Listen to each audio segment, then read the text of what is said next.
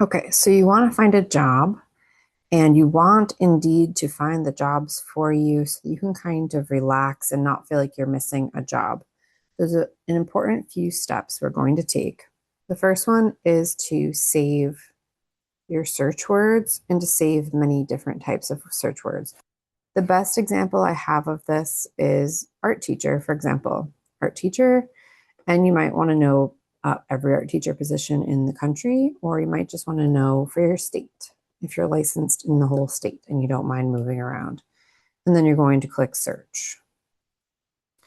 And then we're going to search different keywords here. Visual art teacher and Massachusetts and search. And then you're going to put in visual art educator. Because if we only save art teacher, we might miss all of these ones with other search words as the title. We can also use quotations to keep words from being separated. Art teacher. Because sometimes when I don't put the quotations, I just get really any position that has teacher. So you can also go back and delete um, the ones that don't feel like they are working and are just bringing you like unrelated jobs. So we just searched a bunch of these all at once. Boom, boom, boom, boom, boom. I did make an account. You do need an account with your email set up so that you can do this next step.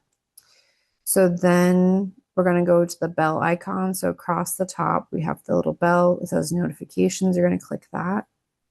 And then here's all the search words that I've used, and we're going to turn them on. And then we're going to edit email settings. It's underlined, it's blue. You click that. It says job alerts emails, and you're going to edit it, for example. And maybe you made a typo, so you're going to fix your typos. Art teacher is correct, Massachusetts, and that you want daily. If the search words are not bringing you what you would like, you can click delete this alert. And you can change them as you go, or if you get a job and you would like to cancel these email alerts, I find that that's really helpful. So I hope that this is helpful to you in finding a job and that this does all the work for you.